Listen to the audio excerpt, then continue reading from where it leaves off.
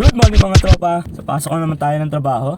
Sa schedule natin ng first shift. So may tatanong ako sa inyo mga tropa. Kung kayo papipiliin, anong pipiliin nyo?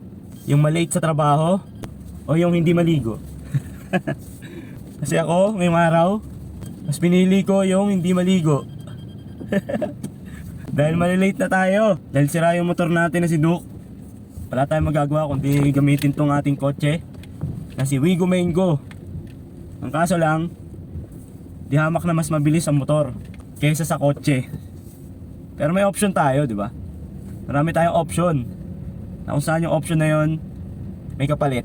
Ito yung option ko, hindi na maligo para hindi malate. Adiri si Tonton. Pero ang ginagawa ko kasi pag first shift, lagi ako naliligo bago matulog.